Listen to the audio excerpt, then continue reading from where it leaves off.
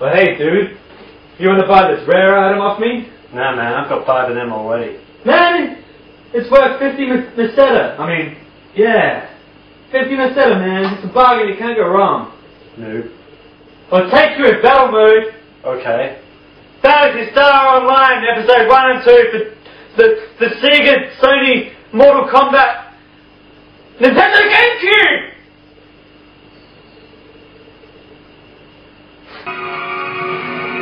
In 1999, Sega released Phantasy Star Online to the Sega Dreamcast. Essentially, it was a Diablo-esque dungeon crawler action RPG for 4 players. The GameCube and Xbox versions add an extra episode, which doubles the game content pretty much. The original PSO game being episode 1. There is an offline and an online mode. Online mode ups the difficulty a bit, increases experience and cash to balance the game to be geared towards cooperative gaming. The online mode also has some nice team missions to complete, and depending on the season, and if it's close to a holiday, there will be special quests and themed decoration around the place. Online mode also has a challenge mode, where you're given a set amount of levels and items, and you have to use teamwork to get through the stages, except in challenge mode each area is split up into segments. There's also a battle mode which kinda makes the normal game like Double Dragon or something, where you can beat up your friends.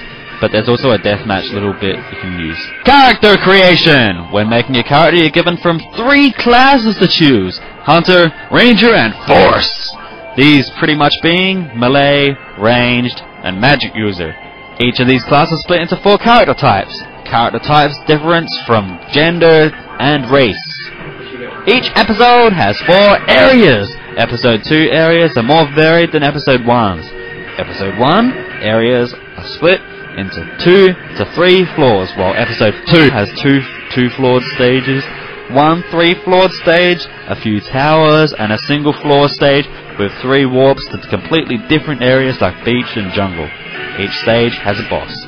Graphically, Episode 1 is about par with Dreamcast graphics, which isn't bad, but it's a little bit dated by today's standards, while Episode 2 has better level design and various graphical effects that the Dreamcast version didn't have. The seaside and jungle areas look awesome. Each episode has up to 4 difficulties: normal, hard, very hard, and ultimate. Each one opening once the previous difficulty had been completed all the way through for each actual episode. Higher difficulties increase the enemies and the boss's required levels.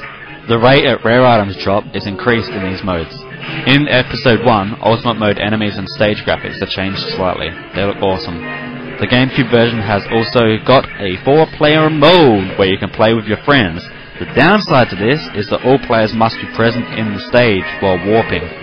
So you have to have all your friends bundle up into a warp and then you can go through. And if one of your friends dies, well, unfortunately everyone has to go back to town. Unless you've got healing items. Sorry, buddies. All in all, Phantasy Star Online offers awesome multiplayer gameplay, uncomparable by any other MMO today, even though it's kind of not an MMO. However, the lack of content will get kind of boring after a while.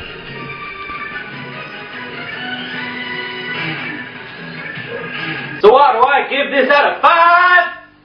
5 mock Phantasy Star Online item boxes. Yeah, I love Phantasy Star Online. Man, I mean, it gets a bit repetitive and all, but it's a nice game if you've got friends playing it. But also, there's a PC version, Phantasy Star Online Blue Burst.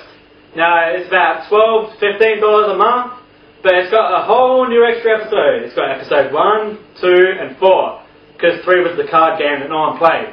So, play that on PC, high-end graphics, it looks good. It's good. Brings us to the